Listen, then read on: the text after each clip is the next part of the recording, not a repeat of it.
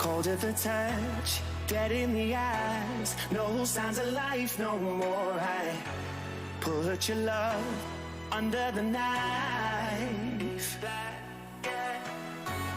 Leave me to die here all alone. No signs of life no more, no.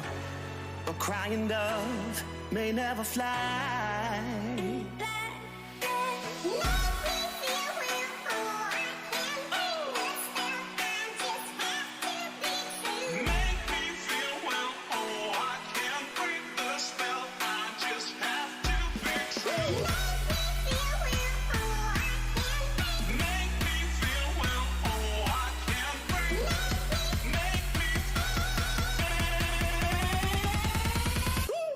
Black and white.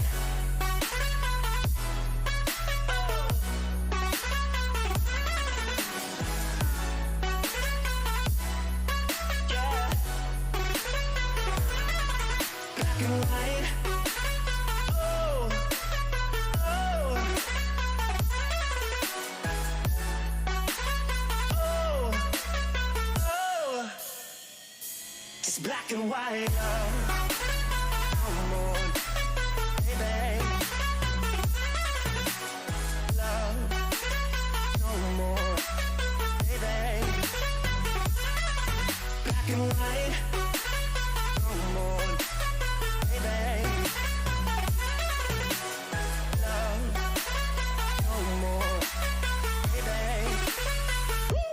Black and white, just let me go. It's only right. For all I know, it's only matter. It's calico, it's black and white. White, white, white. Just let me go. It's only right. For all I know, it's only matter. It's calico, it's black and white. White, white, white.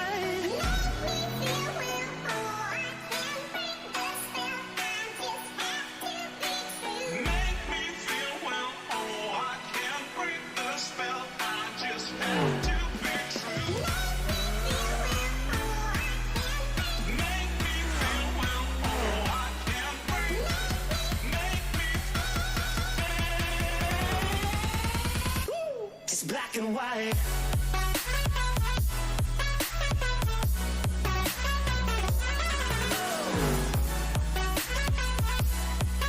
Yeah. Black and white. Oh. Oh. Oh. Oh. Just black and white.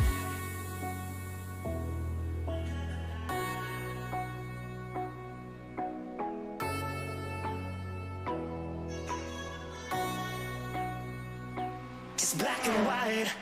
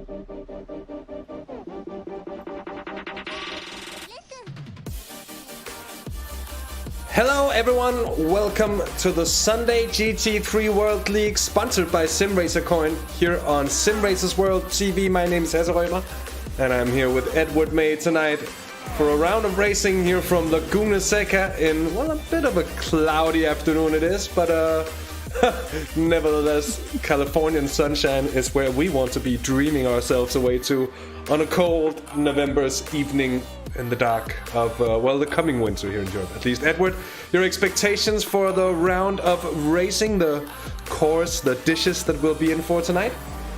Thank you very much, Hasse. Good to be here, of course. And yeah, I'm expecting a lot. If anything, the last round was to go by round 7, which was over in Florida, Daytona. Well, it was a brilliant race, wasn't it, Hasse, that saw out of all cars a Ford GT being driven by SimRacer World TV's very own Jack Werrell. And well, there was brilliant racing all throughout the field, and I'm certain that we'll be looking forward to that here on round 8 here at Laguna Seca. And well, this is a track that's going to be demanding a lot from the drivers when you need to get the flow exactly right, because as we've been seeing in practice, Hasse, if you get it wrong, it can go very wrong. It really can, and easily it's a track where the limits are closely overstepped, if you will, and also a very old school track in the sense that if you get it wrong, the walls are often right there next to the track to pay you hard at counter one, you could say. Good evening to everyone joining us only on YouTube tonight, as I think we'll be maybe crossing over the scheduling with another thing on our schedule for tonight, which is of course the Sunday GT3 MX-5 Cup, which will be brought to you by Chas Draycott and the aforementioned Jack Werrell. But anyway, good evening, Peter Plastow. Nice to have you along. Sad that you aren't racing, and the same goes to Stephen Kral, but nice to have you watching along anyway. And speaking of watching along, let's go to some race picks and see what's going on here. Practice is 53 minutes old, by the way, so it's coming to the end of a relatively short lifespan, but it shall be reborn as the qualifying session in not too long though, and we'll see just what we'll get out of this. We've got Elroy Timmer. I want to say yet again, he seems to be so fast every time he shows up here, and the rest of the field is about almost half a second behind Edward.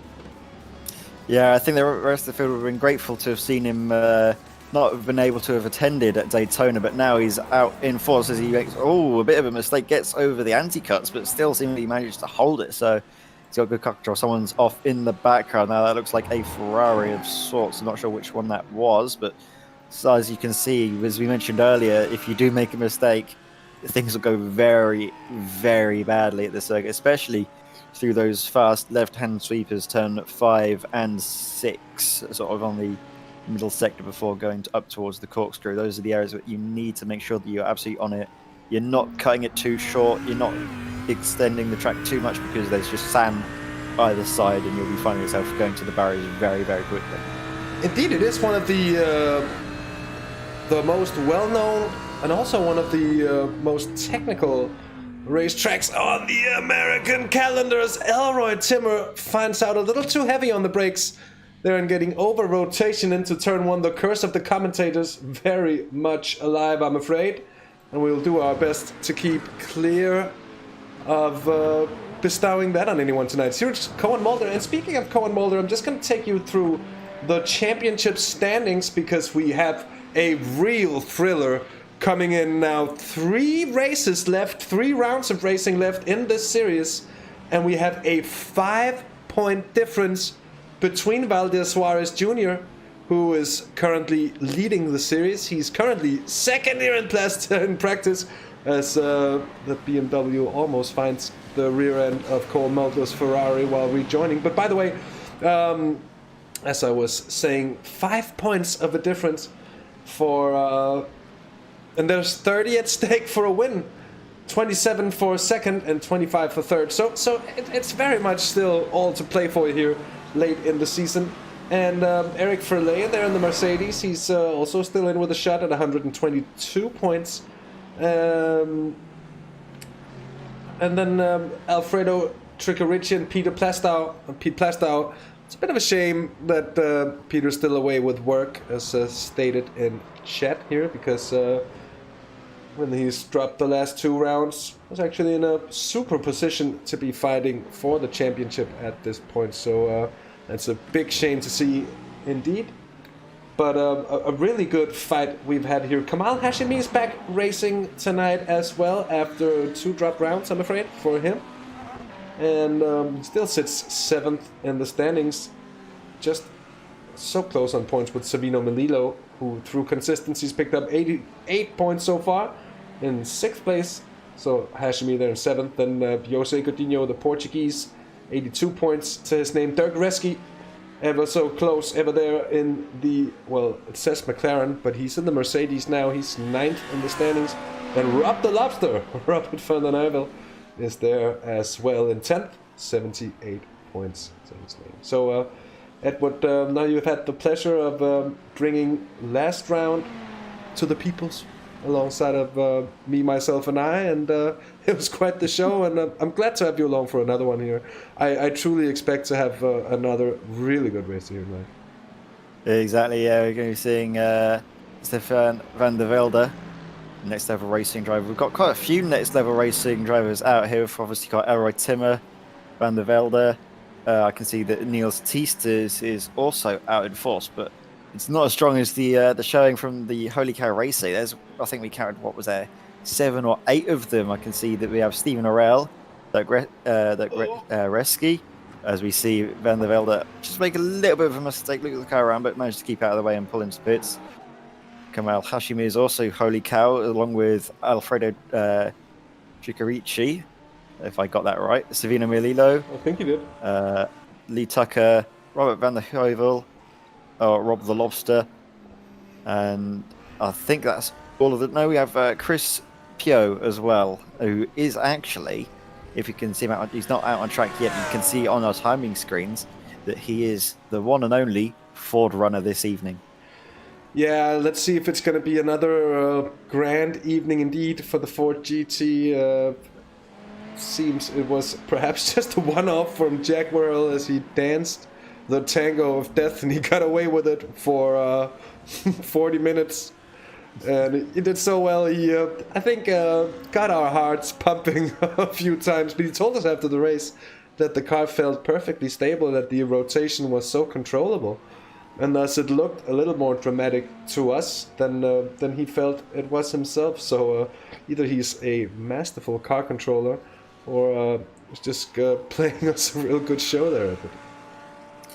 Yeah, definitely. It does seem that the Ford is surprisingly strong in this latest build of iRacing, but now we can see Elroy Timmer, and I think Hasse, if we can get an onboard, we can see exactly what a lap around this Laguna Seca circuit is. You can see him going now hard into turn 1. What line does he take? You can take 2 lines. He takes the line where you get a bit tighter into the first apex. Still manages to hook up the second very well, and now it's a short run into turn 3. Looks up nicely, uses all of the curb on the entry on the apex.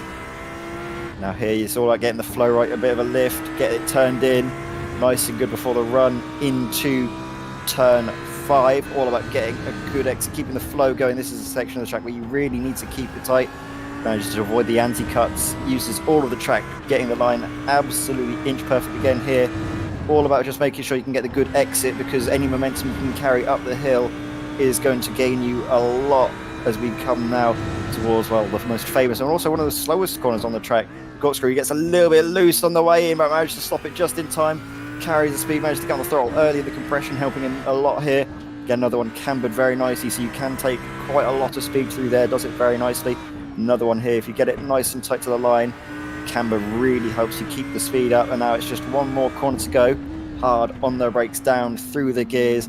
Carries actually a surprising amount of apex speed, does very well there. Uses a little bit of the Asheron exit and runs up to the line. And is this going to be an improvement? It looked like a very quick time from Elroy. And I think, that's close. Not quite.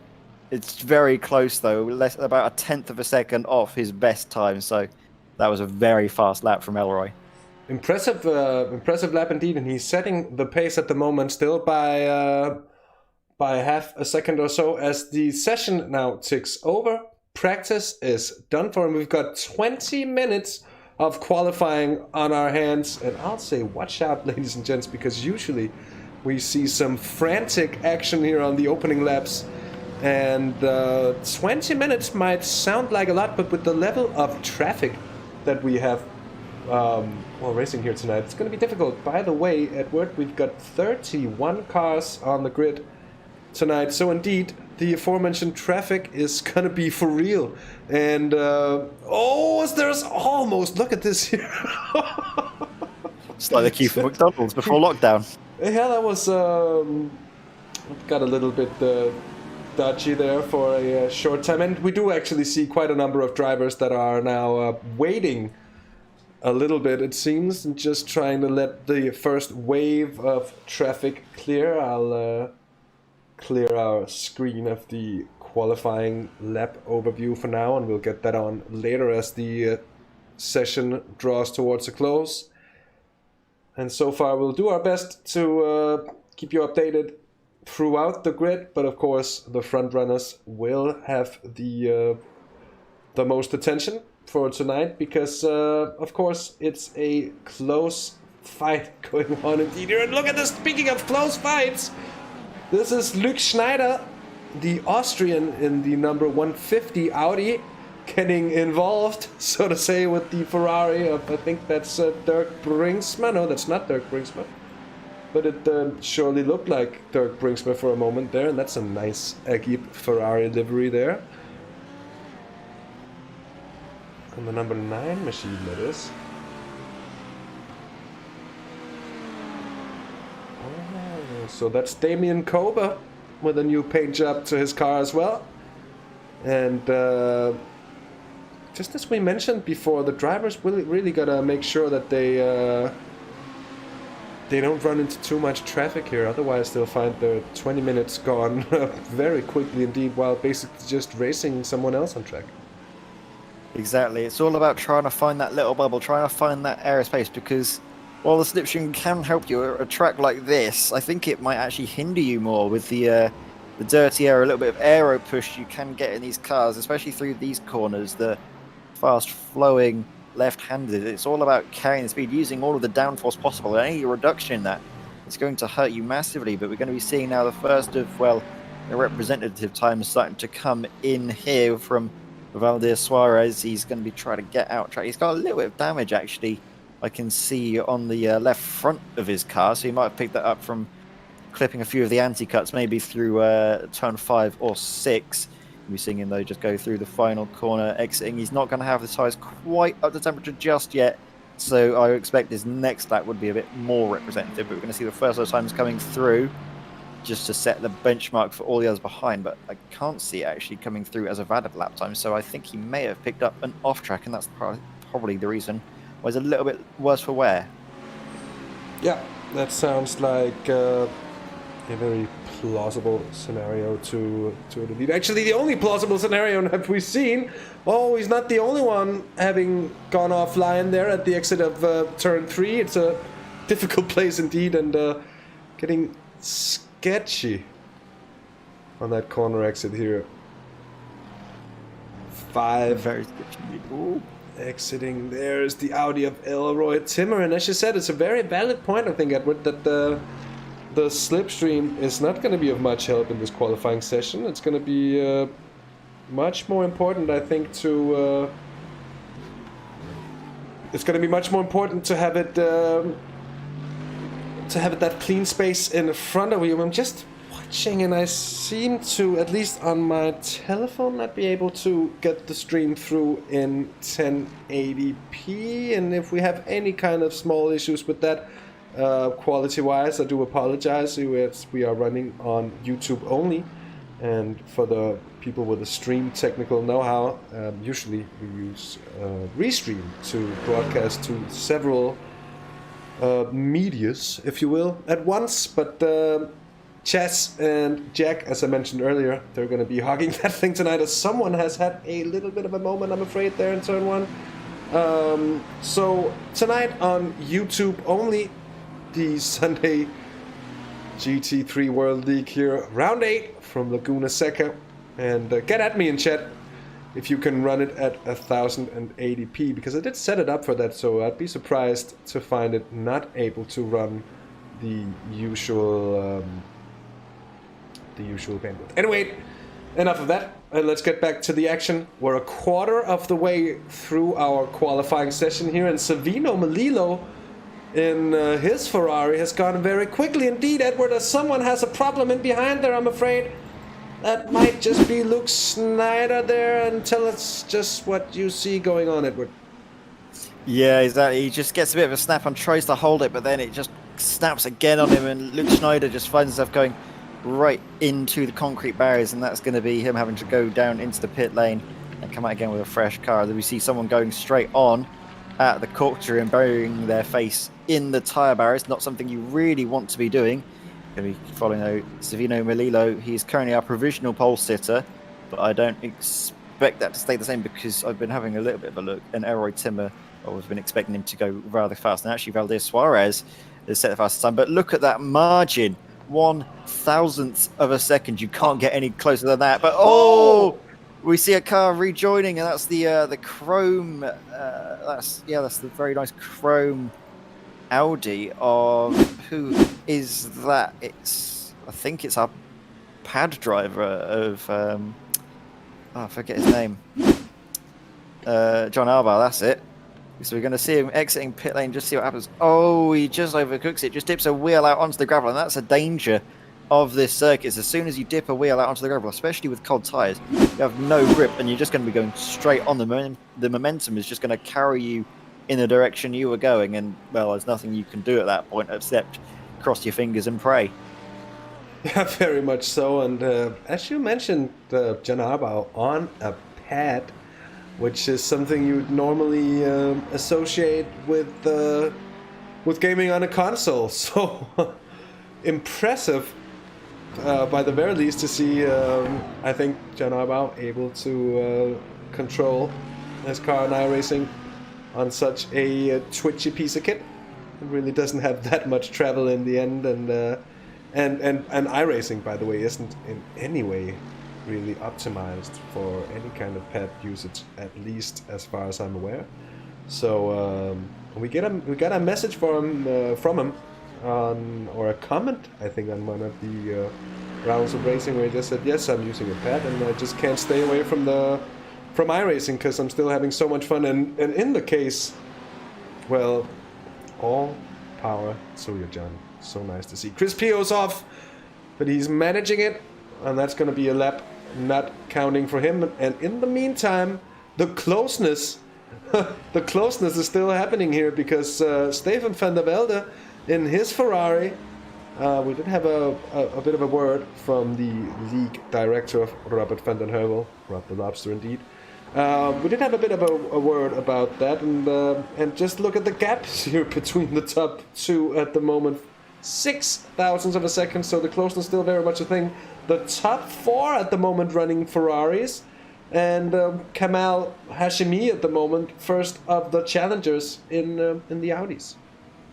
Yeah, exactly. And a driver that I expected to be closer up to the front of the field is Elroy Timmer. He's currently sitting down in 6th place. Very uncharacteristic for him, because we saw in practice he was able to set a 21.9 as his fastest time, and that would set him nearly 9/10 on ahead of pole position. He just needs to get that lap time in, but yeah, I don't think he's been able to get the luck of the traffic, and that's all that this qualifying session is about: is getting into that clear air, getting the traffic going your way, and then just absolutely blitzing it for one flying lap. It's the perfect display of driver talent, really, is able to do a quick lap in qualifying, as we see Eric Verlet going through turn 1 and going to be starting a lap which is going to see him try and get further at the order. He's up into 4th place, so trying to separate a few of the Ferraris. In fact, it's the highest non-Ferrari driver at the moment, and actually I was going to say he's the highest next level racing driver, but he's not, because that's the man on pole. That's Stefan van der Velde.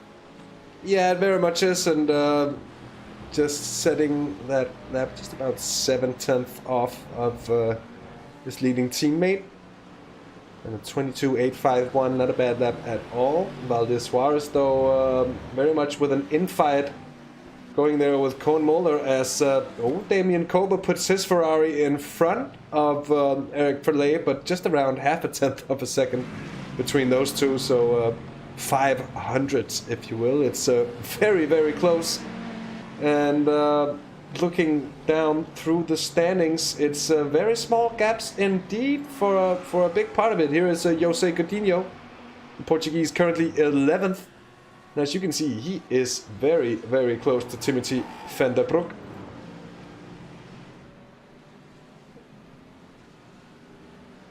Yeah, you can see Van der Broek just going now through turn 5, trying to get the line hooked up nicely, getting all of that exit curve used, not wanting to dip a wheel out onto the gravel, doing a very good job. And it's a very sandy track here in California. It's not one that, as we keep mentioning, will forgive you if you make a small slip up. It's one that will absolutely punish any little miscalculation. We're going to see him coming through the corkscrew. Lovely elevation change, one of the most iconic corners in motor racing, definitely the most iconic, I think, in American motor racing. I'm sure you've all got your own opinions, but I absolutely love this circuit, and I've got many fond memories of driving it back in the day on good old PlayStation 2, good old Gran Turismo 4. But we're here on iRacing, and we're seeing Jose Godinho still sitting about in 12th position, doing a good job in his Audi. And it's a little bit to mention actually about the differences in the cars, because it seems at the moment around this circuit the Ferraris are the ones to be in. Yeah, but a couple of the other makes showing their pace as well. Here's Timothy van der Broek. He's gone in and put on a lap that's just half a second off. So that's a 23.3. It's not a bad lap at all. And he now takes the spot of best non-Ferrari and the BMW in 4th place. Then Damian Copa, another Ferrari. So it is a lot of Ferraris at the top. And it does seem like they do have that little bit extra. A little bit of an edge here, but it's still close. We've got Eric Verley there in the Mercedes. We've got the 2 Audis of, actually 3 Audis now, of Kamal Hashemi, Elroy Timmer, and Drew Williams. And I'd say expect stuff to happen still from Elroy Timmer. He's put in 6 laps, and a lot of the other drivers have put in quite a bit more here as we see. Oh, there's the noise of an engine running all of a sudden there, and that's not necessarily a good thing, and I'm thinking Timothy van der Broek might have been a little put off by whatever happened there. We saw it in practice as well, Edward. I'm sorry, but I just want a quick point here. We saw it in practice as well that it is a very technical and a very difficult track indeed. And it takes so little for the mistakes to really count. Yeah, it really does. It's one of those we keep seeing in qualifying. We've seen numerous drivers making that small little mistakes, little ones that you wouldn't really bat an eyelid at if it was on any other circuit. But here, it really magnifies it. As we see Jacob Gibson, he just seems to dip a wheel out onto the gravel by the looks of things. And the rear of his car just doesn't like it at all. It manages to get into a slide and just carries him forwards into the rear of the Ferrari in front. But it's still this man, Stefan van der Velde, up in front. Savino Melillo in 2nd place is just coming through the final corner. Going to be seeing if he is going to improve. Further back, I hear a bit of contact, so there must have been some drama between Chris Pio and I think that might be Stephen Orell. Seeing Stevino, and he's got on pole position provisionally. Stevino Melillo, brilliant lap from the Holy Cow Racing driver. The Italian stallion is really getting his Ferrari up where it needs to be. Yeah, and that makes 2 stallions in one here. One more and it'll be a horse full of a Kinder Egg. That's a very strange comparison, but it'll live on in the eternal pit of the internet. Anyways, a very good lap, by the way, from Melillo here to put it. Oh, Cohen Mulders put it up there as well. So now they're really getting hot here into the last third of qualifying. And by the way, a very warm welcome and a very good evening if you're in Europe, that is, to 21 and everyone tuning in along the way here and along the way through qualifying, as we're 5 minutes now from the start of the race. Current situation is that indeed Savino Melillo, as we just saw before, did just set a provisional fastest lap. Cohen Mulder is in 2nd in the number 3 Ferrari, and that's good news for him at the moment because he's in front of his championship rival Valdez Suarez Jr. And mind you, those two separated by only 5 points in the battle for the championship lead. Newcomer Stefan van der Velde is at the currently 3rd place. And then the aforementioned Valdez Suarez Jr., the Brazilian. And if you ever see an American flag next to him, well, don't mind it. He is very much Brazilian indeed. Here is Timothy van der Broek in his BMW. In the... is that a set 4? Well, I guess it is a set 4. What's the set... what? Z4 GT3, yes. Z4 GT3. I believe it's the Z4 body type GT3. You're getting, as you mentioned, though, into the last bit as we see one driver just go straight on out of the squad. I'm going to see exactly who it is. That's Gaston Bori. Going to see exactly what happens. He just outbrakes himself a little bit, then just decides, you know what, I'm going to go play on the sand. I'm done with this. Screw you guys. I'm going to have a bit of fun. Oh, and he kisses the tire wall for good measure. So I guess they were not having the qualifying session he was hoping for. Oh. Going to go back though. Eric Valet has had an incident. Yeah, let's see if we can get a better look at just what happens in the corkscrew there. Oh, we've seen this a few times as well in practice, that if you cut the inside of the corkscrew, you think you're fine until a certain moment when the car starts rotating on you, and you realize you're not. And it's practically impossible to do anything about it, it seems, no matter what car you're in, once it really starts going for you. Kamal Hashimi gets slightly caught up in traffic there, currently 8th. And a driver that we've seen put in some super strong race performances. Of course, good qualifying performances as well here. Cohen Mulder puts it on provisional pole with 3.5 minutes remaining of the session. That's a 22.453. That's a very good lap.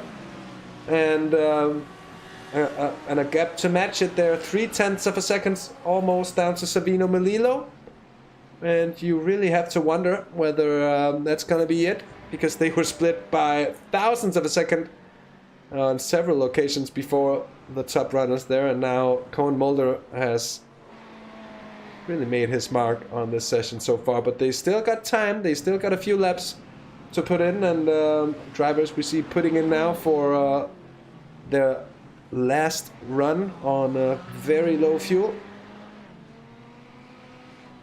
Yeah, I wouldn't count Savino out just yet. He does seem to be on quite a good lap at the moment, making a few personal bests in his sectors as we're going around. Going to keep an eye, though, on where this will put him. In fact, he's going to be a bit slower going through there and going to focus more on the exit to start up this as what's going to be a true flying lap. I think he might be able to get one more lap after this. So Savino Melillo not improving. He was a little bit slower through turn, the final turn. So really trying to attack it now for these next 2 laps, which will certainly be his last 2 shots at pole position. Further back, you can see that Valdez Suarez Jr. isn't coming out of the pit lane, so he's going to give himself just one bite of the cherry, potentially. I think he'll only get across the line with 1 lap in hand, so he needs to make sure his tyres are fully warmed up, trying to use every bit of grip available to him.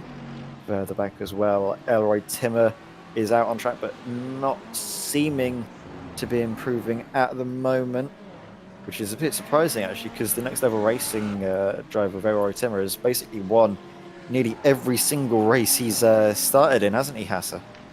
Yeah, every time he's been on the grid, he's been there to take pole position on it, and he's carried through to win the race as well, and that is an impressive statistic to carry around. But I'll have to say, I'm not quite sure he's going to be able to, well, first of all, snatch pole, and second of all, win the race. We'll see how his race pace compares to the qualifying pace. There might be differences. Seems to me there's a little bit of a knock to the left-hand front side of that Audi, so he might have had a bit of contact here in his final run, which might impede him a bit. He's just around a second off of the current pole time there set by Cohen Mulder as we're into the final minute. Sorry, go on, Ed. I've just seen that Elroy. Sorry to cut you a bit. I've just seen that Elroy has been setting PBs. Can't see any purples just yet. In fact, he's set a purple in sector 4, so Elroy is really going for it now. He's going to into the gravel though, so that's going to be his qualifying session over. He was doing so well, that could have been a very good lap time, but I think he's just might have been looking at the time too much. I'm not entirely sure what happened because I was looking at the timing screen, so I can't really see what happens. But it's going to be up to Valdez Suarez now to try and get a good lap. I'm seeing if he's got any. It's not going to be. But no, he's gone straight on. He's not going to make an improvement. Buried his nose into the tyre barriers on the corkscrew, and that's not going to be improved. But Savino Melillo has done purple in sector 3 at the moment. He's going to be trying to get on through, trying to carry all of that speed possible. Getting down through the corkscrew, using the compression, making sure he's not bottoming out to get his power down as early as possible. Got a nice fine line, but the checkered flag is out now for his qualifying session, so this is going to be his final shot at getting pole position. Savino Melillo just has one more corner to go. He needs to make it a good one here if he wants any chance of beating Cohen Mulder up in front. It's Ferrari versus Ferrari for pole position, but which way will it go? Savino Melillo is going to cross the timing line, cuts it nice and close. Where is that going to put him? Not an improvement, sadly. He is going to be staying provisionally in second position. And now it's up to Stefan van der Velde to see if he can get up the order, trying to see if he can make an improvement on his grid position from third place. So Savino Melillo is going to be starting best as possible on the first row of the grid, but we're not entirely sure where that will end. Well, that's a very good point indeed, as I'll do my best to just get back to the drivers that are still out there in qualifying. I was just trying to fix, seems like we had a bit of a wonk with the timing. Seems to be stuck on 1959 for some reason. Can't really seem to figure out whether, but the rest of it is still running, and Stefan van der Velde is he on a hot lap? I'd be surprised to find that he is coming home here, and the timing seems to have been ever so slightly confused. Sorry. And if that was a 2.6 second lap, that was surely going to be impressive indeed. But it wasn't going to be for Stefan van der Velde, who I think ends up third on the grid. We have all the drivers in, and I believe we're about to be ready for the grid order here as soon as the session ticks over. And while we're waiting, a close qualifying session, an interesting one. I'm sorry, I do apologize. Just have something stuck there in an annoying place in the throat. An interesting qualifying session nonetheless, and a close one. One with a lot of drama. If that's the picture we're going to see from the race, I think we're going to have a quite the unpredictable race here as well, because 40 minutes, all really not that long if you take real endurance racing into consideration, but it's plenty long to have mistakes aplenty in a race like this. So let's see what's happened. Anyways, Koen Mulder is on pole position in front of Savino Melillo, Stefan van der Velde and Valdes Suarez on row 2, and Timothy van der Broek and Elroy Timmer there, row 3, 5 and 6 indeed there. Davian Cope at the pole, and Martin de Jong is on row 4 with Eric Verlet and Stephen Orrell there on row 5, then Kamal Hashemi and Nils Teesters on row 6, Drew Williams and Jose Coutinho, row 7, and then Dirk Brinksman, Dirk Reski, the two Dirks together on the 8th row of the grid. Then Alfredo Tricorici down in 17th, Matthew Maddock in 18th, that's the 9th row of cars, of course, Robert van den Heuvel, the Lobster himself alongside Lee Tugger on row 10, then Luke Snyder and EJ Fuellner on row 11, Scusi Arbau and Jacob Gibson will be making no excuses indeed, but they're on row 12. And further down, it's Timo Paya, Sven Dalemans, Chris Pio, and John Bergen. Niels Cornelis is in 29th, and Jack Werrell somehow is in here. We haven't seen him at all yet, but he's snuck in here in 30th place, and he's gonna do the 30th to first challenge for sure. Cody Steeg, Ryan Donner, Gaston Bori, and John Arbau rounds off the grid.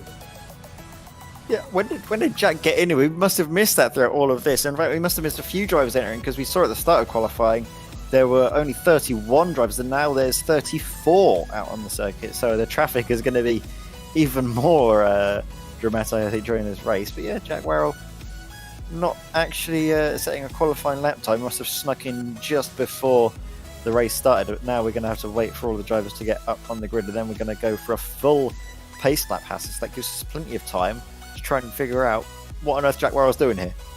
Yeah, indeed, full pace lap, and one of the few tracks in iRacing where that phenomenon still exists, as it's by far the majority of tracks where by now we've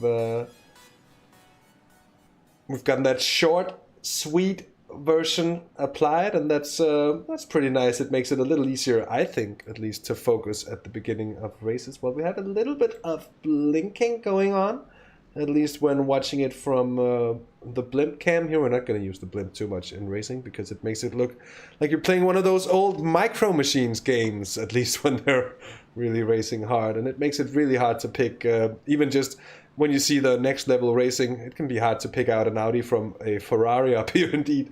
But nice here for the warm-up lap to get a good overview shot of the entirety of the field. And speaking of Jack Werrell as the last round's winner, let's have a bit of focus on him here in the Ford GT, warming up his tires. a 65 machine. He'll be on the outside on the way down towards turn 1. And speaking of turn 1, it's certainly not the easiest of turn 1s, if you so will, in the world of racing to get right, and especially not when you have 35 cars or something like that on the grid, all more or less competing for the same bit of track space. Yeah, exactly. They're going single file though down through the corkscrew, which I think is the smartest thing to do. You don't really want to be doing double file pace lap through there, because otherwise that's just how incidents and accidents can happen. All the drivers, in fact, further back they are going too wide, so as soon as I say that, they go and do that. Jose Godinho managed to cut over there. Luke Schneider as well, following all the cars through here. It's all very tight and sketchy, and a little bit worrying, but now they've all gone through. And I think one of the Mercedes there, just in front of Jack, seems to have a bit of damage. Is that John Bergen or Jacob Gibson that I think has a bit of damage to the front of his car? I'm not entirely sure, but already Cohen Mulder is just absolutely gone at the front of the field. Absolutely brilliant getaway, left everyone for dead, and now it's Stefan van der Velde further behind that needs to defend, because you can see, oh my word, are they going 3 wide? Hasse, it's close to the front. Elroy Timmer already going for it. Oh, bit of now. Carlos Suarez has been sent out into Timothy van der Broek further behind, but they're just about getting through, and Van der Broek is off and into the tyre barriers. Timothy van der Broek indeed with problems. A poor start for Savino Melillo. Stefan van der Velde was there to take advantage of it. They did indeed, as you say, went 3 wide into the opening bits and bobs of the track. It's really, really stretched at the moment. And Cohen Mulder has come out with the lead. He went early. He's gained the advantage on Stefan van der Velde. He's got Elroy Timmer now up into 2nd place. Look at this. So any bit of doubts about whether or not Elroy Timmer could be up here contesting for a 3rd race win out of 3 possible is very much put to shame here, as he now found his car up, 5 positions in the... somehow, I'm afraid Chris Pio has had a problem, and so that's why it's showing him in the pits. He is afraid not in the lead. It would be lovely to see the Ford GT up there again for a 2nd consecutive race, but isn't really to be so here. Bad opening lap for Melillo as well here, as I'm afraid there's been a bit of a problem there for Stefan van der Velde. Oh well. Oh, it's a little bit sketchy now. We're going to see a replay of exactly what happened. Stefan van der Velde, just gets out onto the gravel and loses out of position now. So that's Savino Melillo back up into the podium positions. But Elroy Timmer has made big gains up in front. We're going to see a replay of EJ Fulner just, getting a little bit too eager on the throttle through turn 9. And that sent him all the way around into the tie barriers. But as we mentioned, Elroy Timmer's really been on a charge. He's already up 4 positions and he could make it 5. We saw the massive gap between Cohen Mulder and the rest of the field, but that's been absolutely eaten up by Elroy in the Audi, and now it's going to be a defensive drive, I think, from Cohen Mulder. You can't really go too wide through there, Elroy. It's better just to wait a moment or bide your time, try and get him maybe on the run into turn 1, because really around here there's not many positions you can force an overtake. We're going to follow the front bumper cam now through the corkscrew. Elroy gets a good run through there, could maybe run a little bit closer to the curbing on the inside, but still manages to keep in touch with Cohen in front. Further back, we're seeing all of the cars further back coming through this beautiful elevation change of the Corkscrew. And Jack Werrell, oh no, he's had an issue. He's got a lot of damage already on the front of his cars. He's been caught up in incidents, and again just runs a little bit wide. Manages to hold it, but that Ford is not looking in the way it should be. Oh no, and the number 9 Ferrari there facing the wrong way as well. I'm afraid that's Damian Koba. And indeed it is, from 7th place, so that's pretty far up the field. He decides to take a spinner. That's the mid-track cut point there, where you can sort of find some kind of escape road. He did that, but facing the wrong way. Indeed, look at this Cohen Mulder under heavy pressure now from Elroy Timmer. And Elroy is certainly making his intentions very, very clear. Savino Melillo did get past on Stefan van der Velde there before. Cohen Mulder is doing all in his power to defend from the Audi. But it seems to me that the Ferrari was indeed quite a lot up on qualifying pace. But once the fuel loads goes to race, Elroy Timmer is very much there. And it's a bad exit for Cohen Mulder. He's ahead. Elroy Timmer is ahead. And I think Cohen Mulder might have done wisely in just holding back there, and now it's a Ferrari charge to fight off that leading Audi indeed. And just as I say it, it's the absolute curse of the commentators here. And that's not something we've seen before, Edward, but Elroy Timmer, a bit of a problematic situation there in the corner following the corkscrew. Yeah, right, too. Just making a mistake, just getting a little bit too wide, and then we're going to see exactly what happens. He's going now through turn 9. Oh, just gets a little bit of a wheel out onto the gravel. Does the smart thing, though, and just max out. Because I think if he tried to turn in at that speed, he would have just absolutely been sent all the way around and potentially into the wall. So he cut his losses, took the hit of about 4 positions lost, and now needs to do it all over again and come back up the field. And it's going to be harder now because the gaps are starting to build a little bit slowly but surely. We know he has the pace, but it's all about just trying to carry that through into races. We see now Stefan van der Velde going on the offensive now down the inside of Savino Melillo. Oh, they're going quite tight there. You can just see that Melillo tried to hold off on their brakes but wasn't able to fight back, and now that's van der Velde up in front. But oh, there's a car on its roof on the apex. What on earth has happened there? Well, that's Valdez Suarez. That's the championship leader, I'm afraid, who's had a problem here. I think he's collided with someone. That's Elroy Timmer. Oh, and they've collided with one another. He turns around, and who's that hitting him with that? Kamal Hashimi in the 37 Audi. What a way to get back in it. We're happy to see Kamal racing again. But that's very unlucky. Of course, he's a passenger in that situation. He has almost no chance, I'd say, of actually been able to see just what happens. There, you see it. That's a big impact indeed. We're not going to spend any more time. Oh, and he's in the pits now, and that is... I think he got a second incident that sent him into the pits. Another incident. That is very much true. Oh, what's going on here for... Oh, he's got heavy damage. And he... Oh, it turns around and he spins in between 2 cars. That was close indeed. And he realizes there's nothing to do there. He has to tow. And that's going to put him out of the race, more or less, with such a short race. There's no coming back from that. And that might just hand the title in the end to Koen Mulder. Of course, still 2 races to go, but he will be put in an absolute pole position. He doesn't need to win this race. He can. He doesn't have to fight off any of the other Ferraris too hard. But at the start of the race, Ed, it was this guy, Elroy Timmer, who really seemed to be the one with the challenge to the 3 Audis at the top. They seem very well matched to one another up ahead. And at the moment, I think it's a very good position indeed for Koen Mulder. Yeah, Koen Mulder is really going to take that fight to the 3 Ferraris up in front, as you mentioned. But further back, we can see incidents going on. And who is that going around? That's Stephen Orell, I think, on the apex of turn 5. Further back, we can see more dramas now as Drew Williams managed to get past a Mercedes. Going to see exactly what happens to Stephen Orell. Just downshifts a bit too much, and that's the danger of this Mercedes, is that it really does like to sort of over-rotate a lot on the downshifts. If you get down them too quickly, it's a bit of a weird car, because it's as we see further back, a car absolutely just spinning it now, and we see another incident because Dirk Brinksma has blown his engine. So we just saw a Mercedes like mess up absolutely through turn 5, and then we're seeing now Dirk Brinksma having to nurse his stricken Ferrari all the way back to the pits. That's going to be a very nasty and long repair job. I don't think he's going to be out before the end of the race. Does have a fast repair to get it done with, so he might just be able to pick up some scraps. This is turning out to be pretty much as I predicted it. I think for once, a very unpredictable race, as we are almost 8 minutes into a 40 minutes race. That's a fifth of the way through. It's gone through very quickly here on the opening couple of laps.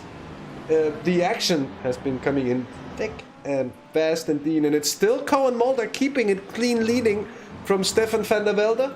Our pole sitter Savino Melillo has had some kind of contact with someone and is now in 3rd place. Elroy Timmer is there. He's setting in purple sectors yet again. So even though with a little bit of a wobble he had before on a small trip to the side of the track desert, he's very much still in contention there, with a good gap down to Martin de Jong, who started in 8th. He's up into 5th, and a lot of drivers there from the mid pack has really been in there to gain a lot. Kamal Hashimi carrying a little bit damage to the front end of his car. And then it's Nils Teasters, Alfredo Tricarici, Dirk Risky, and Jose Godinho rounding off the top 10. Then Eric Verley, who's not had a good start at all. He's lost 2 positions. He's down into 11th place at the moment. I've just seen, though, on our time screens that Stefan van der Velde has set the fastest lap of the race. So he is going to try and close up to the leader of the race. We can see now the gap is under a second between Koen Mulder and van der Velde. And as you mentioned, Mulder doesn't have to fight this. He can just take his losses. He can just go back a few places. A 5th position even will do him a world of good, considering his championship ride is out of the race. As we saw one of the Ferraris actually a bit stricken coming into the pits, and another replay for Elroy Timmer. He's really trying to fight, really trying to get up through the order, and just starting to make a few mistakes. You can see how much he's trying to push, as we see Damien Kober in the pit lane now. His Ferrari that we did mention looked very nice earlier is looking a little bit well. Oh, that's Van den Heuvel, and he gets touched in the middle of the circuit. Oh, that's a tough old thing to see. All of a sudden, that's Rob the Lobster's Audi, I think, I'm afraid, is the car there pointing the wrong way. And indeed, we have Jack being in there in chat now, last to maybe the same position you started, Jack. I'm afraid it wasn't the best of starts. Anyway, Carl Sharkey, Porsche Sport, Simon van Dijk, nice to have you along. Oh, you get caught up in ILMS easily, Simon. I've tried that myself before. And Peter as well. Nice to have you along in support of Cohen. That's what I'll make of that. And what a sight to behold. Koen Mulder leading the race, and with Valdez Suarez Jr. nowhere to be seen. It seems to be a perfect situation indeed for Koen Mulder here, and as we've mentioned before, he doesn't really need to get his elbows out. He can pick off whatever scraps is left for him, and that'll be more than enough to take him into the championship lead. Exactly, Hasse, but I did notice a little while earlier in the lap that Koen Mulder made a bit of a mistake, ran a little bit wide through turn 3, and that has put Stefan van der Velde right in the hot seat. He's going to look to the inside right away. Oh, he's going to try and get late on the brakes. Is he going to defend his Mulder? Yes, he is. He's going to hold the outside line, try and carry the speed, and all of this fighting is allowing that driver behind, Elroy Timmer, to catch all the way up. But now van der Velde's going to be in the slipstream, going to be in the hot seat now to make a move. We're going to see further back exactly how Elroy Timmer got ahead of Savino Melillo around the outside through turn 6. Oh, that was a very brave maneuver. You could see that Melillo gave up a little bit, just managed to think, you know what, I'm not going to fight this because it's going to end in one of two ways. Either you're in the wall, Elroy, or I am, and I don't think he wanted to take either of those two options. So that is Elroy Timmer getting up ahead into the podium positions already, and is now going to try and fight his way back up, because he was, don't forget, leading this race at one stage, as we see Koen. Oh, he's a little bit slower on the way into the corner, but fast on the way out. That's a bit of a differential between the two lines that these drivers are taking. They're both in the same car, but the way they drive it is very much different. And now Koen got a very good exit out of turn 6. A little bit of a right-hand kick for 7, and then down through the corkscrew. Brilliant. We can see a car getting out of the way there as the drivers come down through. And that's the bit that you don't really want to be catching traffic, is through the corkscrew, because there's not really any ways to sort of go and take evasive action, because you're so committed, you're using all the compression. We see yet more drivers off into the sand traps around Laguna Seca, and that's exactly what happened here. And it's Gaston Boré. Oh, he just pitches the car around, maybe picks up the throttle a little bit too early, and he's just sent all the way into the tyre barriers. And now Koen Mulder needs to worry a little bit behind, gaps 0.4 of a second. I think he'll be safe into turn 1, but you can see that van der Velde is really starting to pile the pressure on. They're getting very close through the braking zones. Look at that. He's going to look to the inside. He is, because you can see Mulder runs a little bit wide, and now he's going to be going too wide through turn 3. You can see Mulder's holding the safer inside line to defend, but now you can just see that Stefan van der Velde is on a charge, but so is Elroy Timmer behind them, Hasse. Yeah, indeed, and of course all this battle's going to slow them down massively, and it's two teammates here, so you might just think that it's a good situation for the next level cars here. So here comes the send, and Koen Mulder, as you can see, is looking to play it safe. He doesn't really mind losing those two positions in one go, and we also know that Elroy Timmer's been on an absolute blast, and what a move from him to just sneak on up through as well. Just going to have an onboard look here with the aforementioned Elroy Timmer. As you can see, he just breaks deep into the corner, and yeah, as I said, he really sneaks on through there. Very cheeky. Cheeky move indeed, but a good one. And Koen Mulder, you could see him before being quite intelligent, though, in his defense. he was trying to defend his position, but he did so with his own safety in mind.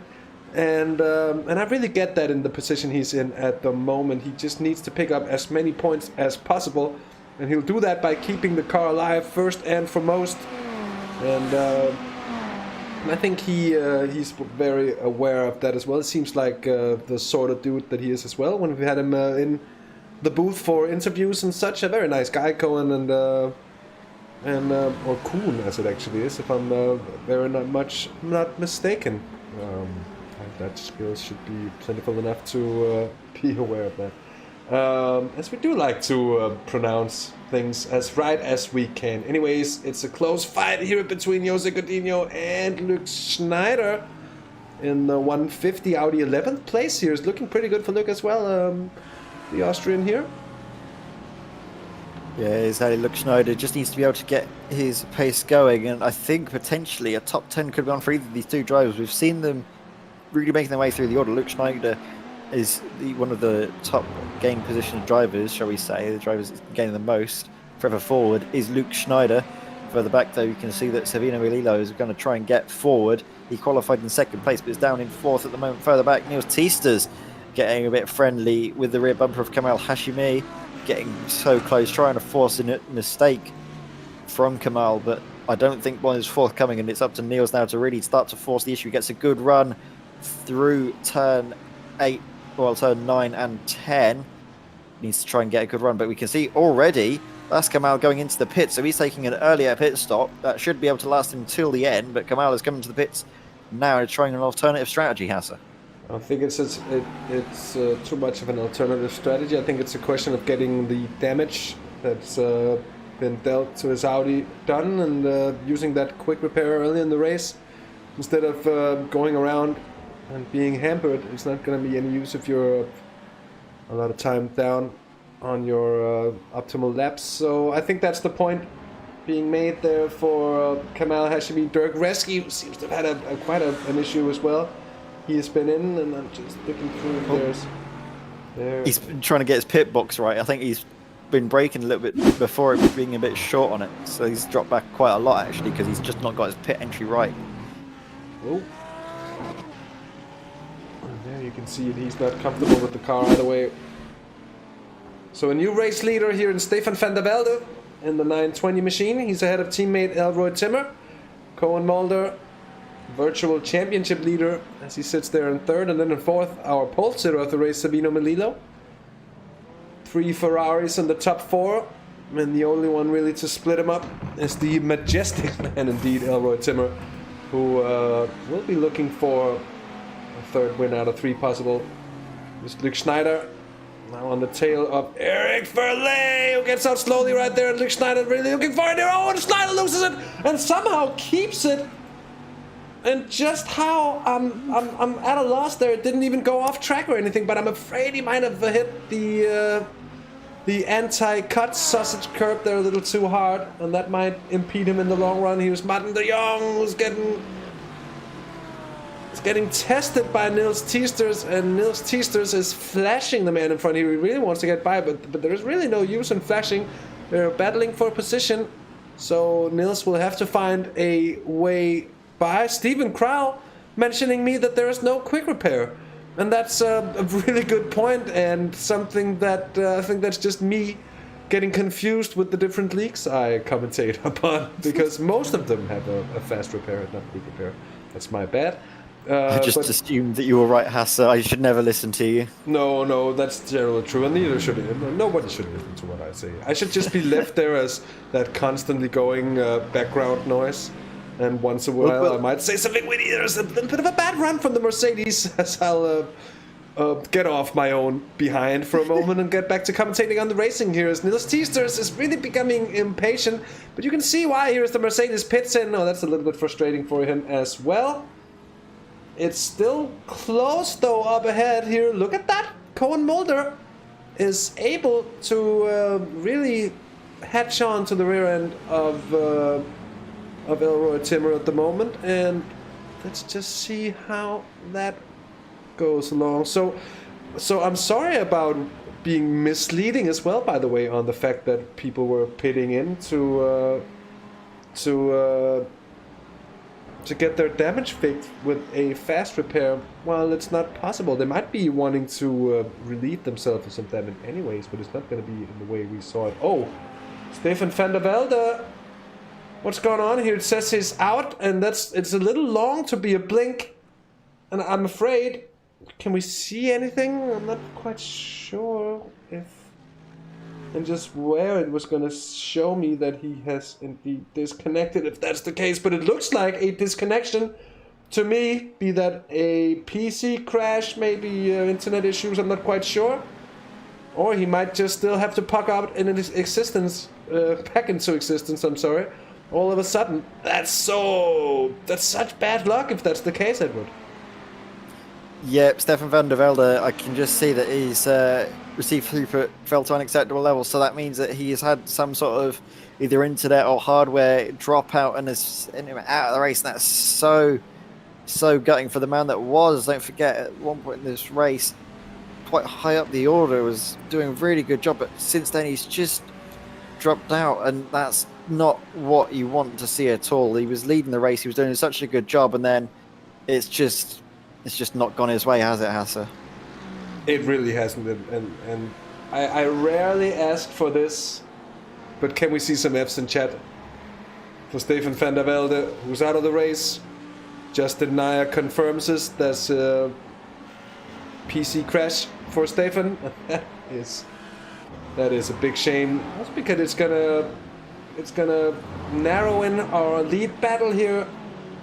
And Savino Melillo is about a second and a half off now, so he's ever so slightly losing the pace of the two top runners, Elroy Timmer and Cohen Mulder. And then we have Nils Teesters in fourth. He's gained 8 positions since the start. Alfredo Tricorici, who by the way started 17th, is up into 5th place here just over halfway through the race. Impressive stuff indeed. We've got Eric Verley in 6th, then Jose Cadino 7th, Lee Tucker in 8th place, and then Kamal Hashimi and Martin de Jong is our current top 10, and Elroy Timmer is really feeling the heat now. Cohen Mulder is regaining his composure. He's figuring that his Ferrari is maybe even that little bit faster, or it might just be smoother on the tires perhaps, because that would be a thing that could be getting into play at this point. And time in the race, and there's an Audi on the outside there, and smoothly done. I think well done to getting out of the way of the front runners in an orderly and clean fashion. It's a difficult thing getting past traffic as such. Ooh. And I think Elroy Timmer finds out here as he goes to the inside to block off Cohen Mulder, who might be thinking of a cheeky move there, and it's a bit of a problem with the Mercedes. I'm sorry, it's not a Mercedes, it's a Ferrari indeed. I might need glasses though. That's the car in 23rd place. So is that Stefan van der Velde? No, that's not. It's very certainly not. But it must be. It's the Ferrari, perhaps with Cody Steek. Oh, and he's off. As we go away from him for a short moment, Cody Steek, let's just see what happened to him here. And it's going to be a dodgy moment, or just maybe feeling the pressure from the cars behind it. But yeah, I think you can see the Elroy was really filling the rearview mirrors, moving left to right, and I think that just caught Cody Steek in two minds. He was unsure which way he was going, unsure if he was going to try and go around the outside or down the inside, and he was too busy looking behind him that he didn't see the corner fast approaching, and sadly just outbroke himself. We're going to be seeing, though, how close these two drivers got. Mulder actually sends it down the inside of Elroy Timmer and up into the lead of this race. So we've had a change, and it's now the Ferrari's turn to get back in front and to lead this race, and it's up to Elroy Timmer to start applying the pressure on. We have to see how they can navigate the back market traffic as well, because you have to say that Elroy did get a little bit unfortunate with how and where he caught the traffic, and now it's just a matter of trying to find this clear air, or as clear air as possible around this circuit with, 30 cars still running around this track, all fighting for position. Now you can see they've got a little bit of a clear space, and now they can really try and focus on their track positions. And already Garmolo is feeling the heat because he's going defensive right away and going into the pits right away as well.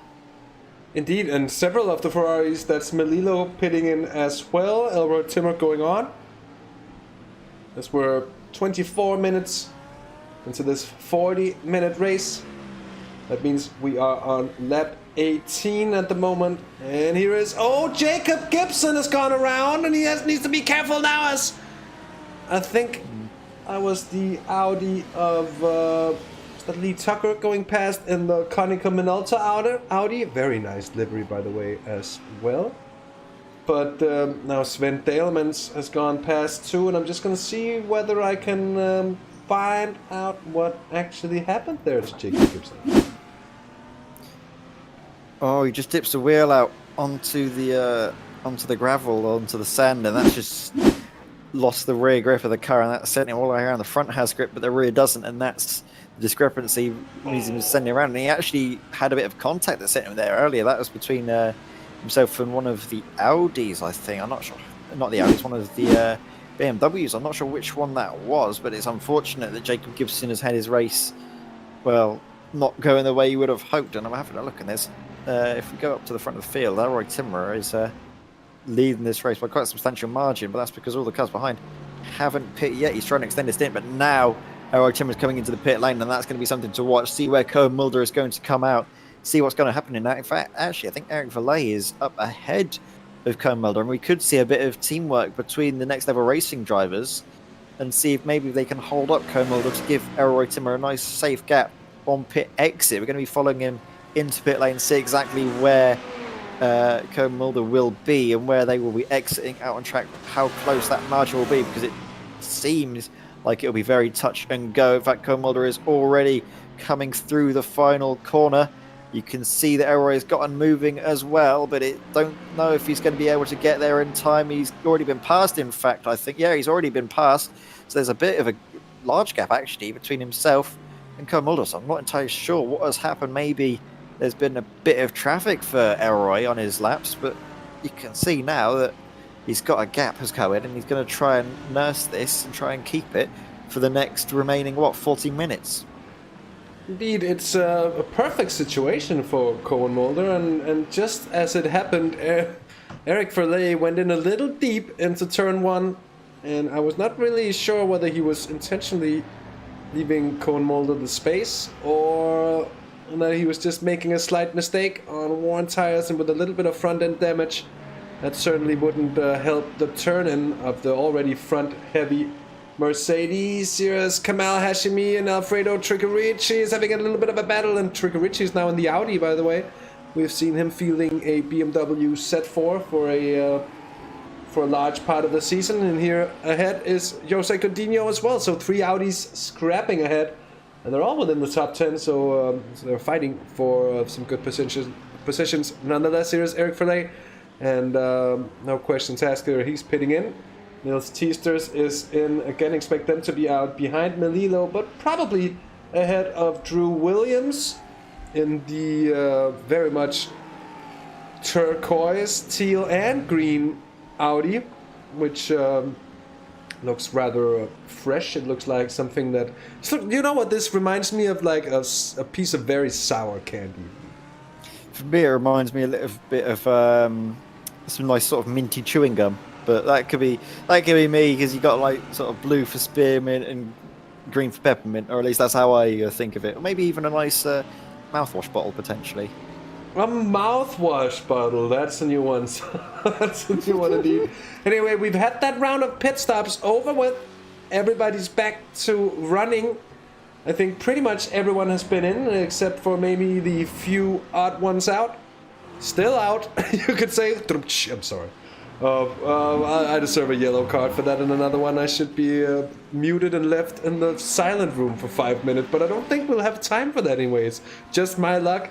Koen Mulder is leading the race by 1.2 seconds.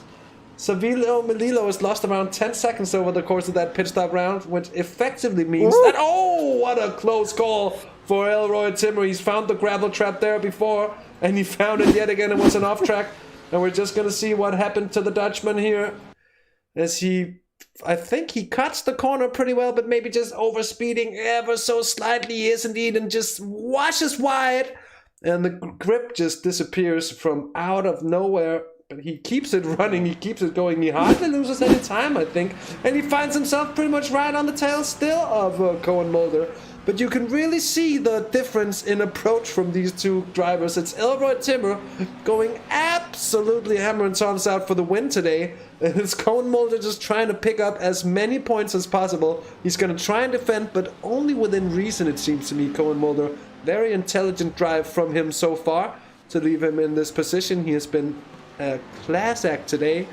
And we're not going to curse anyone or anything here. But, oh, he's very close, Elroy Timmer, but it's not really the place to overtake Ed. If you try to throw it up the inside there into the corkscrew, as the track kind of just kinks right in the braking zone, there you find that there really isn't the space to do so. Yeah, exactly. It's just all about trying to get the run, and apologies for the noise I made at this part of the track last lap, just from seeing Elroy Timmer make a bit of a mistake. I was just as caught off guard, I think, as Elroy was, but he managed to hold it brilliantly as they managed to carve their way through the back market here of Chris Pio, the lone running Ford, as we said, which is Jack Royal. I don't think has been able to get back out on track due to his damage. Going to be following the rear shot, though, from Koen Mulder's car, seeing that he's going to have to take a defensive line again. He's just I think this is why Elroy was so close at the beginning of the last lap, because he just keeps making mistakes through this corner, does Koen, and it's giving Elroy the real signal that this time is on. He's got 10 minutes to go, about 9.5 minutes to go now, to try and get up into the lead of this race. He's getting such good exits out of the corners. He's going to look to the inside. Is he going to try and brake late enough? Is he going to force it? No, he backs out of it. He's trying to make sure the move is done cleanly, but Elroy Timmer makes a mistake, brakes a little bit too late, and just doesn't quite get the apex hooked up nicely, and just slots right in behind him. Yeah, the question is, did he actually just let him through there? I think he might have just let him through. I'm not quite sure. We're going to have another look at it here. You can make up your minds for yourself, but to me that doesn't look like a car outbraking itself. It's perfectly under control. It's perfectly planned. He gets on the throttle relatively early as well, and there's no kind of sign of the car really washing out wide or anything. So I think, to the best of my knowledge, that was Koen Mulder letting Elroy Timmer pass. Probably realizes that Elroy's on a better pace anyway, and he's trying to just take home the points safely. And all respect to him, it's a good point for him. And there are good points to be had there. 27 points to him for second place. And of course, he's just five points behind on Valdez Suarez Jr. Valdez Suarez Jr., who, by the way, is out of the race, I'm afraid. He's, yes, he is very much. He did 3 laps of it. He had such bad luck as he found the car of Kamal Hashemi. Or it was actually the other way around. He got spun, he got pipped around, and then Kamal Hashemi found the car of Valdez Suarez. As a passenger, more or less, he had nothing to do with the accident as such. But bad luck nonetheless. As back here, we have a hot battle going on here. This is Sven Dalemans. Up ahead, it's EJ Fuellner, and in behind, it's Dirk Reski. They're all battling for positions. It's a battle for 18th place as Dalemans is having a look up the inside. EJ Fuellner not able to cut across there, but they have to be careful here on the exit not to make contact, and they almost did. And they're still too wide here. That's gonna be to the advantage of Fuellner, but you know what? That's well kept on the outside from Dalemans, and I think Sven Dalemans is just gonna take the position. Yeah, Sven Dalemans did very well to keep his car around the outside, managed to carry the speed. We're going to be seeing a replay, though, of something that might have happened to Elroy Timmer here. He just runs a little bit wide, just a little bit of a touch on the grass. Thought we was going to see a bit more dramatic than that, but no, that's the extent of when Elroy makes a mistake. It's just a little bit of a kiss on the ground, a little bit of a puff of dust.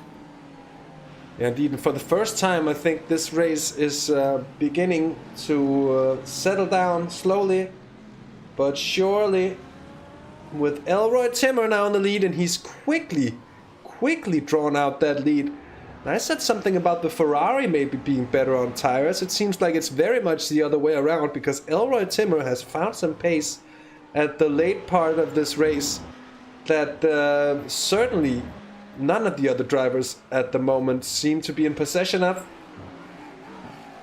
And the closest battles that we can see is currently going on here between Robert van den Heuvel, who got passed by Niels Cornelis.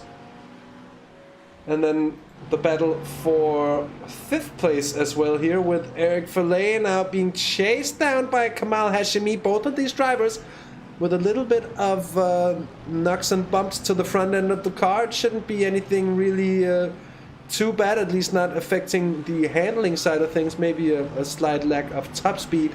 That's not going to be the biggest of worries on a place where top speed isn't really all that great. Such bad luck to see your PC die, Stefan.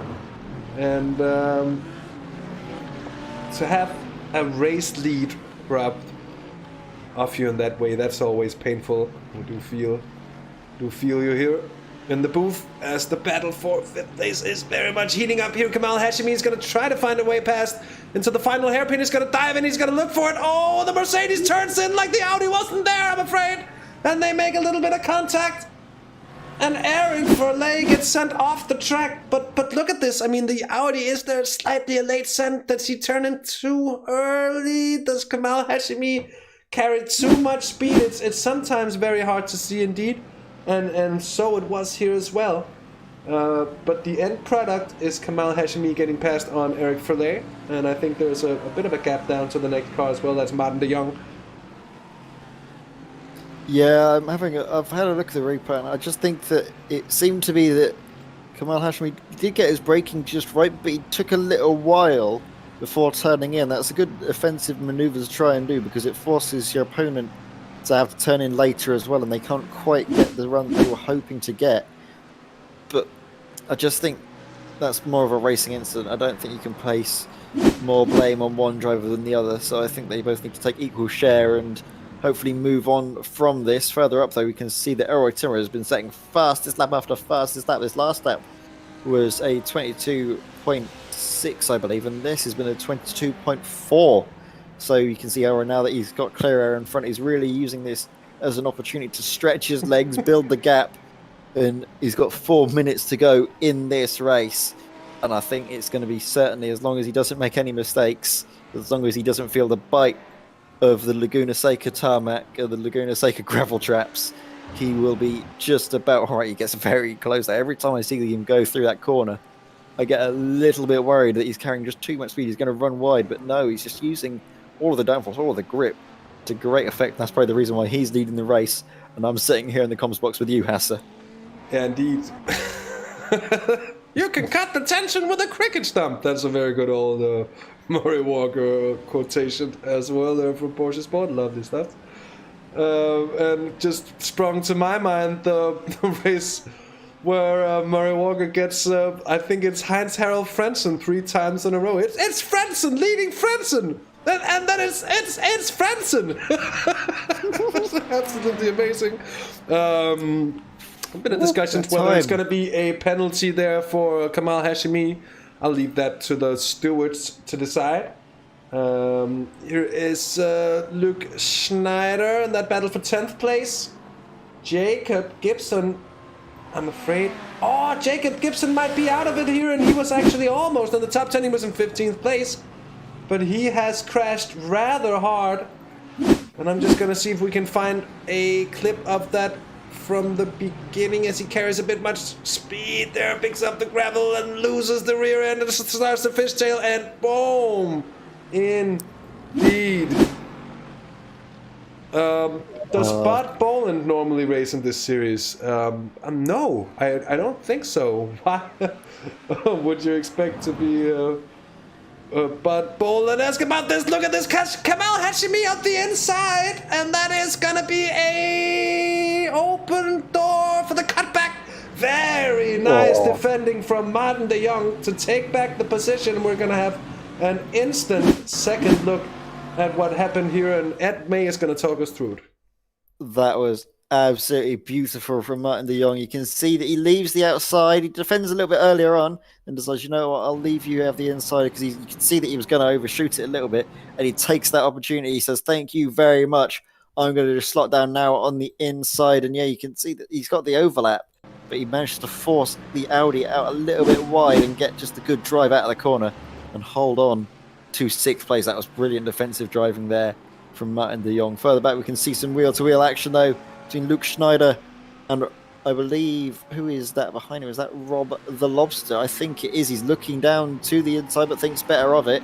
It's actually nice. Drew Williams with Luke Schneider. Sorry, that was my mistake. So, Drew Williams in the lovely blue and green sort of Audi, just having to defend now from the other Audi with a nice, rather bent wings does Luke have, so that's really affecting his speed. And Kamal Hashime is into the pits now, so I'm not sure what has happened. Is it... We're going to see here Kamal Hashimi as he tries yet again to get past on the car that he's been battling with for quite a while. He gets off there, but I'm just going to see because he went off track, but we saw him pinning in. And I might be a little bit behind. Is he had a drive-through for incidents, do you reckon? Oh, he's gotten a drive-through penalty, and here he's out again on track. He's just managing to stay in the top 10, Kamal Hashimi. So there it is, swift execution indeed. And with that, oh, look at this! Elroy Timmer taking out all the bollards there, and he's just starting his final lap. I'm not quite sure that was intended. Maybe trying to make life a little bit harder for Cohen Mulder there. I'm not quite sure what just happened there. It was a sketchy moment indeed. We've still got that battle for 10th place, though. Here, Luke Schneider in 11th, looking hungry. And with a rear wing that seems to be hidden well with behind. And as I say that, the curse of the commentator almost strikes as he just picks up that sausage curve on the inside there. That's in turn 5, I believe. Up into 6 they come here, and it's all about the run, but it's not going to be enough. And as we make the 40-minute mark, the checkered flag is going to come out, I think, this time around for Elroy Timmer, who now sneaks into the corkscrew. But I think the headline of this race, sorry Elroy, 3 wins out of 3, of course, is a very, very, very good statistic to have with you. Something to put on the CV. But Cohen Mulder takes the championship lead with this race.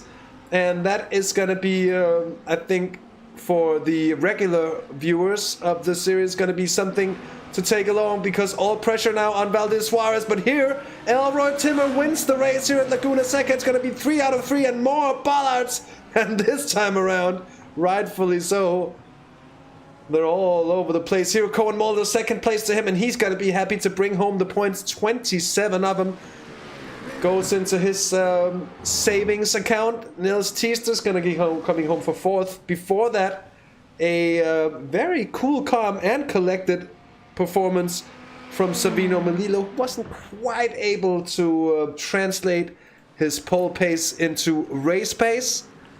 Nils Teester's coming home for 4th, and Eric Verleys for 5th. But look at that, he's going very slowly here, and I'm just thinking, is he running out of fuel just before the line? Look at this, he's going very slowly, but I think will he make it across even?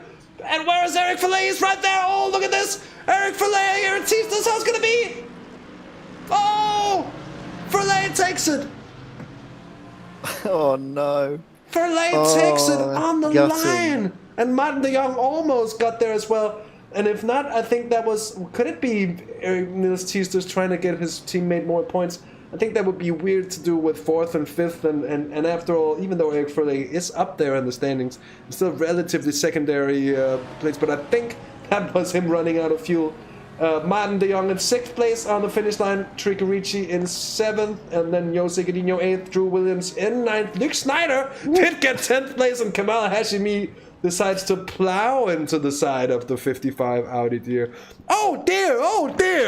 That's very much true. Oh dear! That's from Formula 1 97 as well.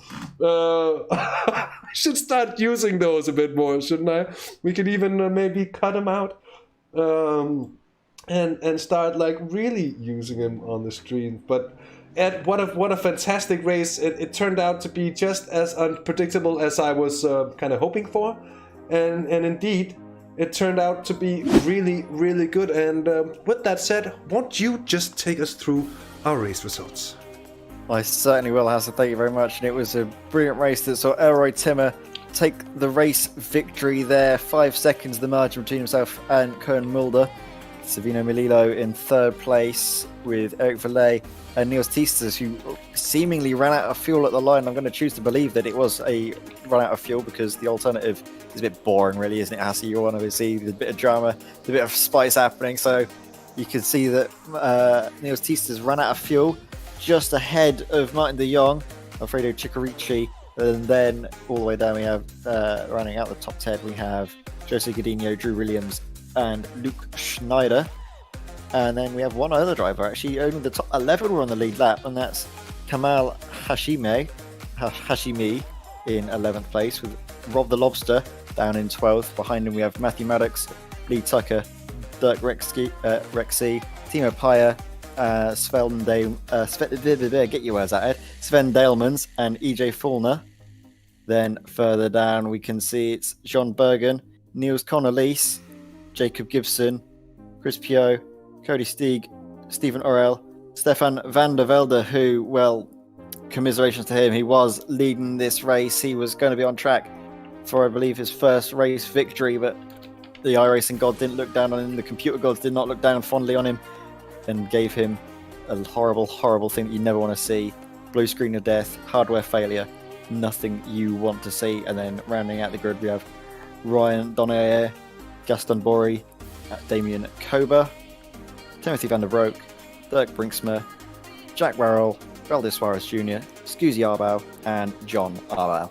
And that, I believe, is our full finishing order, Hasse. And well, it's been a brilliant round 8, lots of twists and turns, and I wonder if we have any drivers that we can have a chance to. In fact, we've got several drivers queuing up to speak to, Hasse.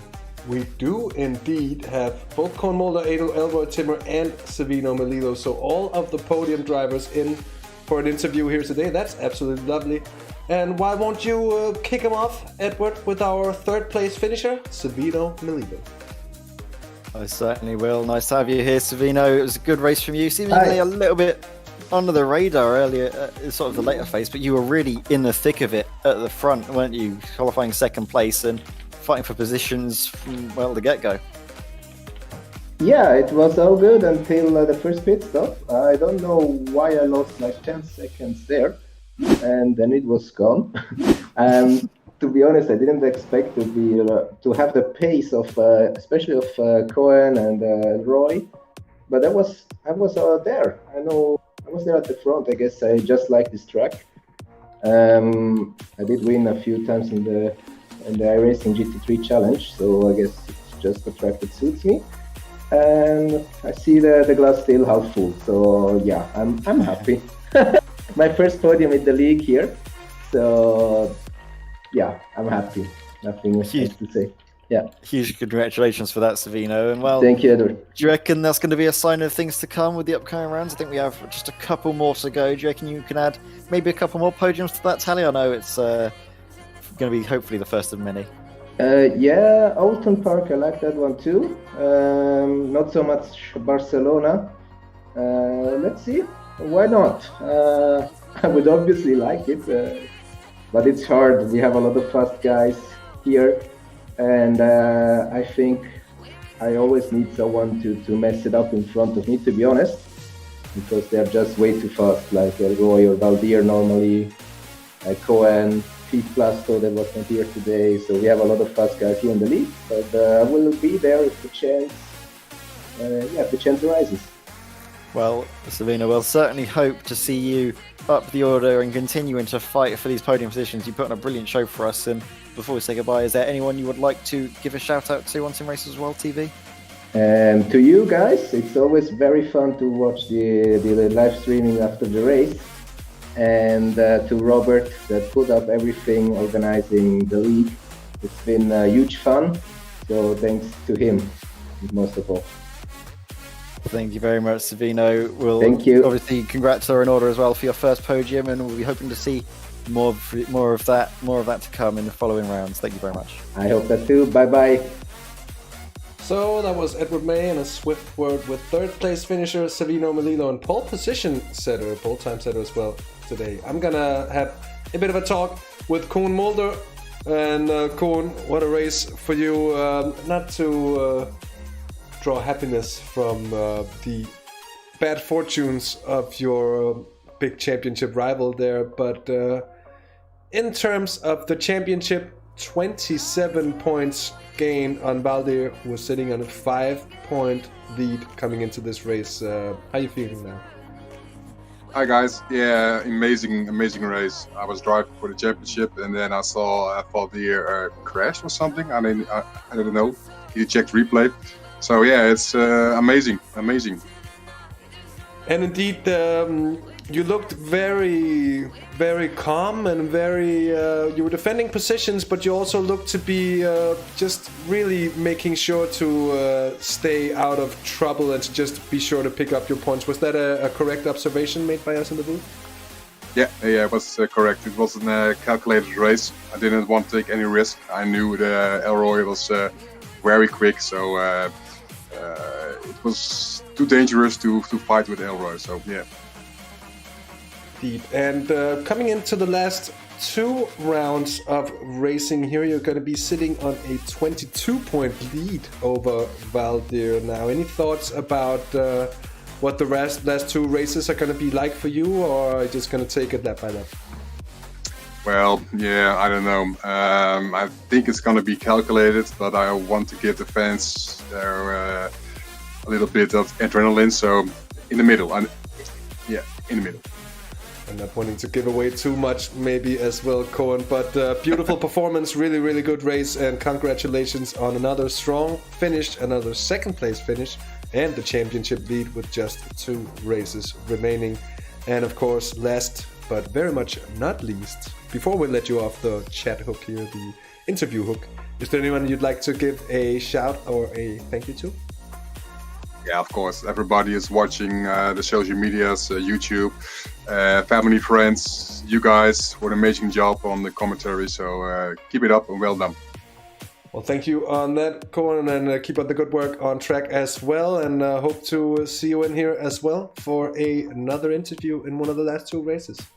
All right, thank you guys. See you. So that was Cohen Mulder, second place finisher, now championship leader, and last but very much not least, indeed, here is Edward May with 3 times out of 3 winner, Elroy Tim.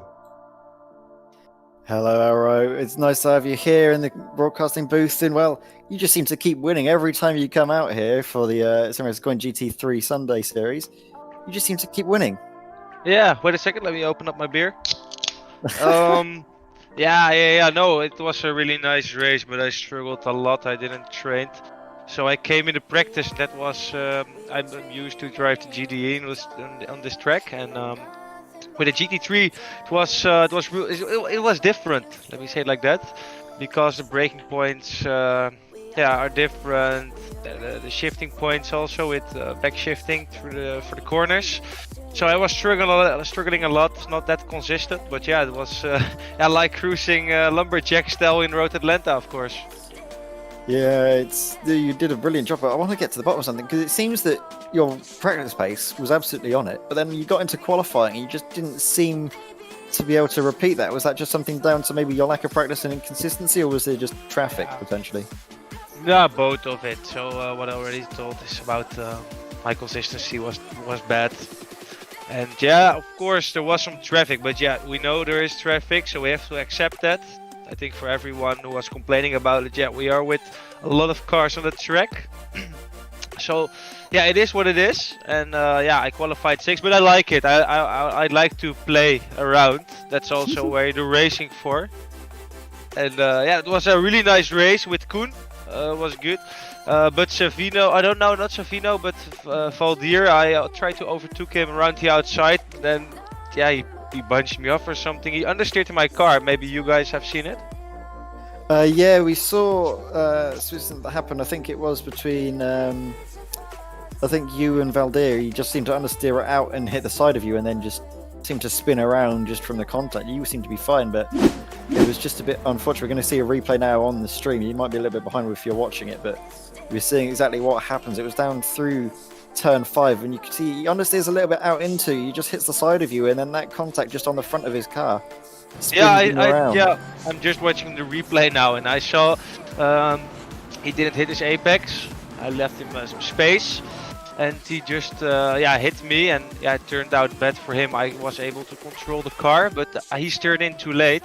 I was leaving a lot of space. But yeah, that's racing, and I think for the people who are watching, it's really nice to see this instead of cars following each other. Exactly, but there's one other thing that I want to ask you about, and that's of course your teammate Stefan van der Velde, who unfortunately was leading the race, was ahead of you, and then absolute heartbreak, wasn't it? Yeah, exactly. I was with him in Discord, and I saw him disappearing just in front of me, and I was like, what is happening? He was not saying anything, and Stefan did a really good job. Good pace, consistent, and shame for him. But he showed his pace, and I think he can show it again next time, and he can grab the podium for sure. And of course, Niels Tiesters, Niels Fullsend, that's his nickname. Shame he's not on the podium this time. But it was a really nice race, and thanks for hosting it.